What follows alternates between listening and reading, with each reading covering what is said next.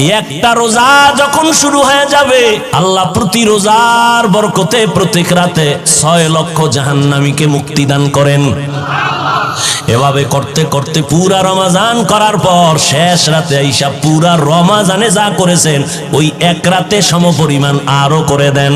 আল্লাহর সেই পবিত্র কালাম মহাগ্রন্থ আল কুরআন, কি মহিমা এ মাসে হয়েছে তার আগমন।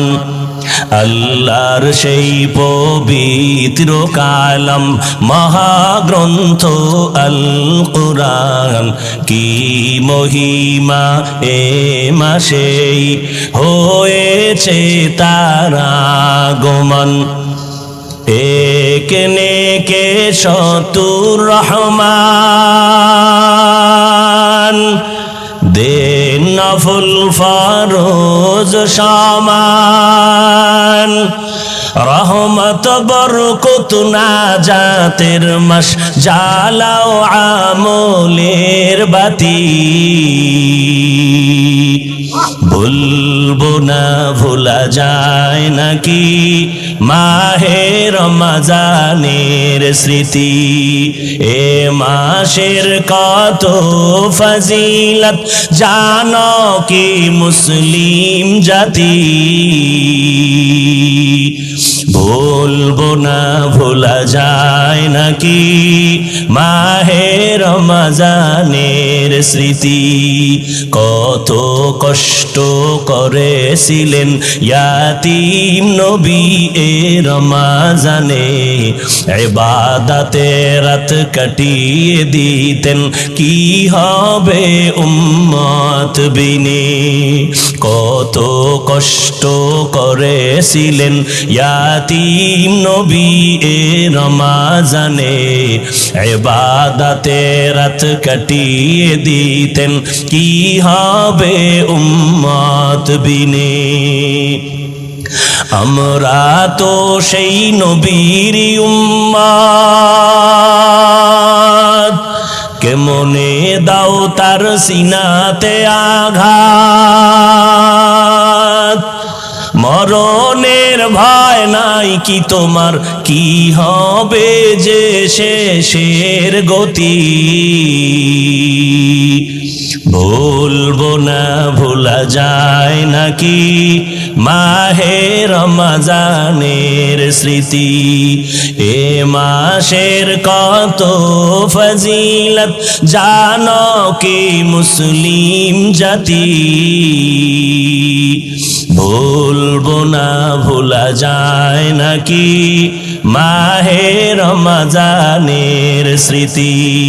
ভুলবো না ভোলা যায় নাকি মাহে রমজানের স্মৃতি।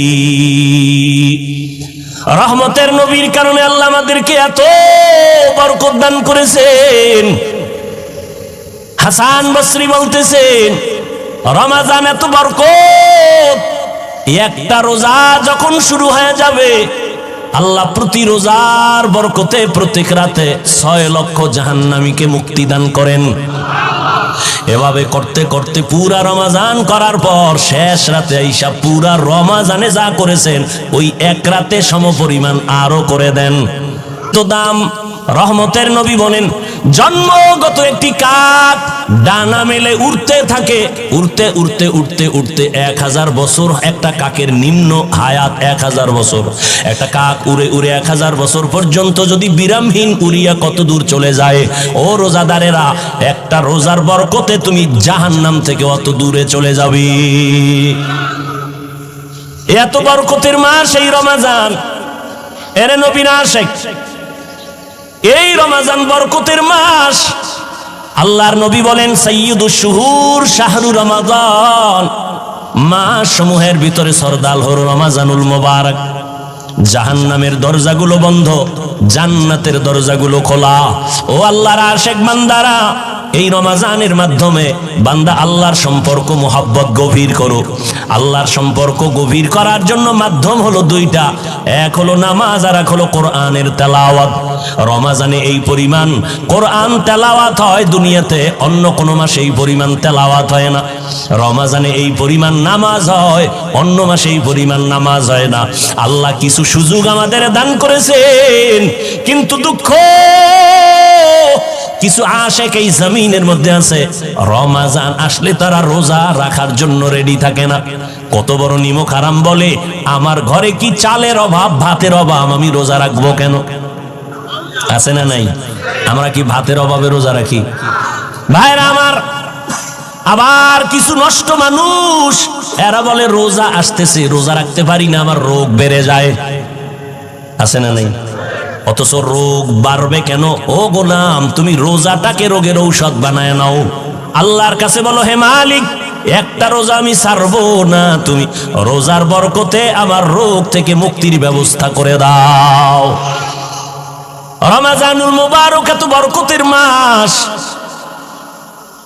রোজাদার রোজা রাখবে যখন দোয়া করবে কবুল। এর মধ্যে আবার বিশেষ কিছু দোয়া কবুলের সময় তাহাজ্জুদের টাইম। 11 মাস যদি আপনাকে বলি 1000 করে টাকা দিব, প্রতিদিন 2 রাকাত করে তাহাজ্জুদ পড়বেন, কোন মানুষের দ্বারা অসম্ভব। বলবে হুজুর, আমি আপনাকে উল্টা 1000 দেই, আমার পক্ষ থেকে আপনি তাহাজ্জুদ পড়ে নেন। কিন্তু রমাজান এমন বরকতের মাস, সাহারি খাওয়ার পুরা টাইম হলো তাহাজ্জুদের টাইম। ইচ্ছা করলে 2 রাকাত তাহাজ্জুদ পড়ে নেওয়া যায়, যায় না? তো বাঙালি খাওয়ানোর পাগল, তো খাইতে খাইতে আর নামাজ পড়ার টাইম নেই। এত খাওয়া খায় যে আজানের পরেও কয় পান্ডা খাইয়া লই, রাত তো এখনো সাদা হয় নাই। 2 রাকাত তাহাজ্জুদ পড়ি ওরে মুমিন, ও কলিজার যুবক, আল্লাহর শুকর, 6 বছর থেকে একটা রোজাও ছাড়ি নাই রে বাবা। আজকে তোমার বয়স 30, তোমার বয়স 25, তুমি রোজা রাখতে পারো না।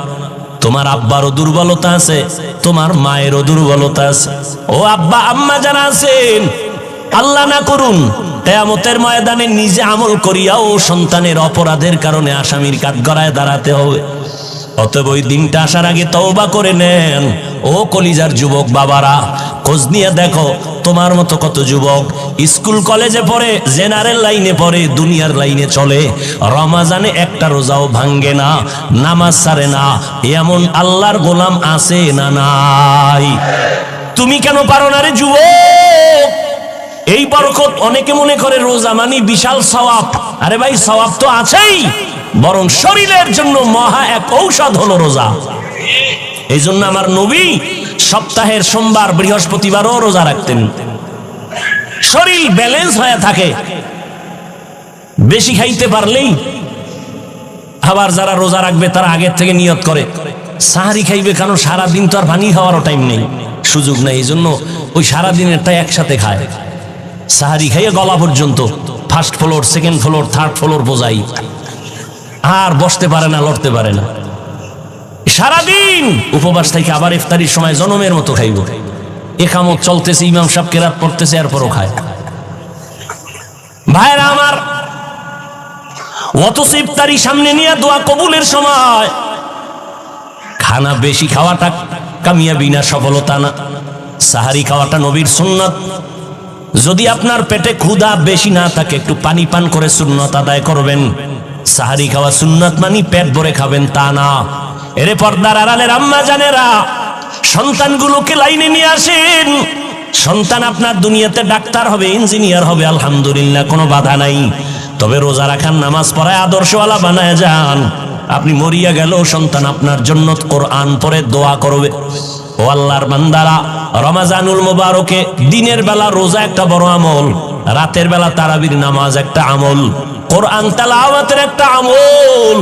যারা বলেন আমরা পারি না, চেষ্টা করবেন শিখার জন্য। আল্লাহর কোরআনটা হাতে ধরবেন, মাঝে মাঝে খুলে দেখবেন আল্লাহর কোরআন ঘরে আছে, দেখলাম না ভেতরে কি। আল্লাহর কাছে কান্নাকাটি করবেন, নির্জনে আল্লাহকে বলবেন, আল্লাহ আমি কোরআন পড়তে জানি না, তুমি আমাকে পড়ার তৌফিক দান করো।